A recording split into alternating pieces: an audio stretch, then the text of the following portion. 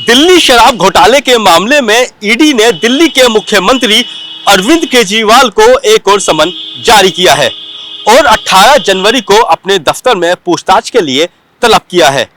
वहीं अगर पिछले हफ्ते की बात करें तो ईडी ने एक और समन भेजा था जिसमें दिल्ली के मुख्यमंत्री ईडी के समक्ष पेश नहीं हुए थे। अब कुल मिलाकर 4 नोटिस दिल्ली के मुख्यमंत्री को आ चुके हैं और अगर इस बार भी दिल्ली के मुख्यमंत्री ईडी के समक्ष पेश नहीं होते हैं तो आखिर ईडी क्या कार्रवाई कर सकती है, जानते हैं इस खास रिपोर्ट में।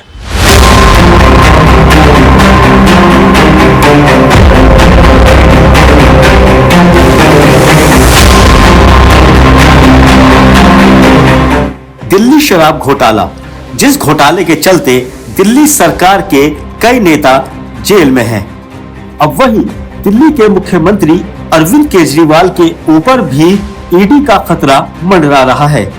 ईडी ने एक बार फिर से नोटिस भेजकर दिल्ली के मुख्यमंत्री को 18 जनवरी को अपने सामने पूछताछ के लिए पेश होने को कहा है।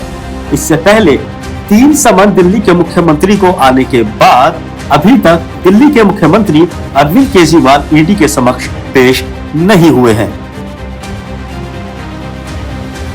कब ईडी के समन को केजरीवाल ने किया नजरअंदाज। इससे पहले अरविंद केजरीवाल 3 बार ईडी के समन को नजरअंदाज कर चुके हैं। सबसे पहले ईडी ने उन्हें पिछले साल 2 नवंबर को पूछताछ के लिए पेश होने को कहा था।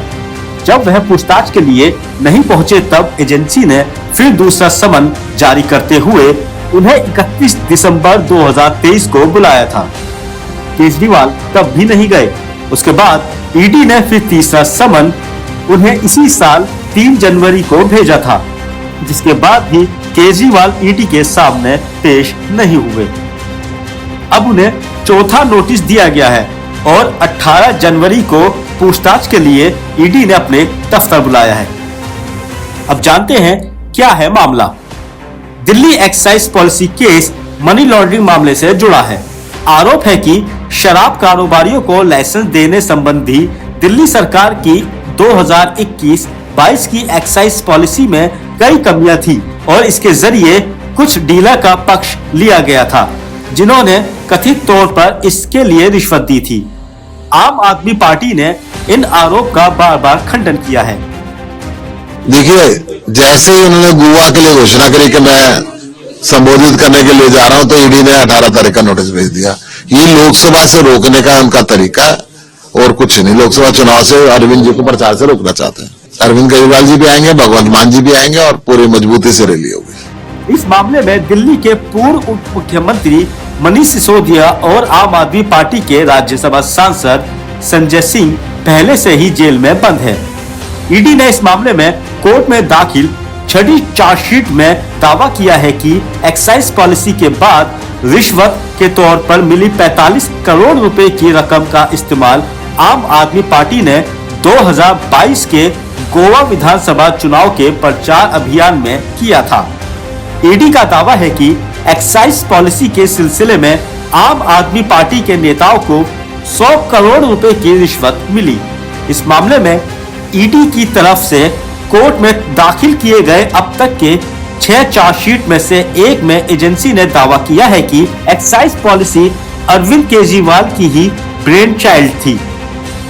पता ही था कि आएगा और मेरा तो ये भी व्यक्तिगत रहा है कि उनको जाना चाहिए। ये तो ईडी तो पूछती रहेगी आपसे। पर ईडी के पास जहां तक मुझे जानकारी है, मैंने कुछ ये जितने अधिवक्ता है, लॉयर्स है, उनसे भी बातचीत टेलीविजन पे और जगहों पे सुनी है कि ईडी अगर आपको बुलाता है तो आपको जाना पड़ता है। तो मेरा ये है कि चले जाइए, इसको सब खत्म करिए। 1-2 दिन लगेगा ज्यादा से ज्यादा। भाई आपको याद है खड़गे जी भी गए थे, ईडी भी बुलाया गया था, सोनिया जी भी गई थी, राहुल जी भी गए थे। तो आपको जाना चाहिए और अगर इनको कोई संदेह है और चीजों का तो उस समय देखेंगे। देखिए, मेरी जहां तक सोच है वहां तक यह है कि आप तहकीकात करें या बातचीत करें, वो ठीक है, लेकिन जो इन लोगों का भय है कि हमको अरेस्ट कर लेंगे, मुझे लगता है वो नहीं करना चाहिए सरकार को। आपको लगता है आगे चल के कि आपके पास केजरीवाल के खिलाफ सबूत है, आप उनके खिलाफ केस करना चाहते हैं, वो अलग बात है, लेकिन किसी चुने हुए मुख्यमंत्री के साथ उस तरीके का व्यवहार करना मेरे हिसाब से तो अनुचित होगा। लेकिन आपको कम से कम जाना तो चाहिए, अपनी बात कहिए और उसके बाद देखते हैं ईडी क्या करेगा। इसके अलावा ईडी का दावा है कि एक्साइज पॉलिसी की अनियमितताओं की वजह से सरकारी खजाने को 2,873 करोड़ रुपए का नुकसान हुआ है। हालांकि आम आदमी पार्टी इन सभी आरोपों को खारिज करती रही है। तीसरे समन के जवाब में केजरीवाल ने ईडी को क्या कहा था? अरविंद केजरीवाल ने तीसरे समन पर 3 जनवरी को पेश नहीं हुए थे। तब उन्होंने ईडी को दिए जवाब में समन पर ही सवाल उठाए थे। उन्होंने समन को राजनीति से प्रेरित बताया था और लिखा था कि वह जांच में सहयोग करने के लिए तैयार है, लेकिन एजेंसी की उन्हें गिरफ्तार करने की मंशा है और उन्हें चुनाव प्रचार से रोका जा रहा है। केजरीवाल ने ईडी पर भी आरोप लगाया कि उसने ये स्पष्ट नहीं किया है कि उन्हें आरोपी के तौर पर समन भेजा गया है या किसी और रूप में। अगर इस बार भी पेश नहीं हुए केजरीवाल, तो फिर ईडी क्या कार्रवाई कर सकती है? अगर चौथी बार भी ईडी के सामने अरविंद केजरीवाल पेश नहीं होते हैं तो उनके ऊपर गिरफ्तारी की तलवार लटकने लगेगी। दरअसल कोई व्यक्ति ईडी के समन को 3 बार ही नजरअंदाज कर सकता है।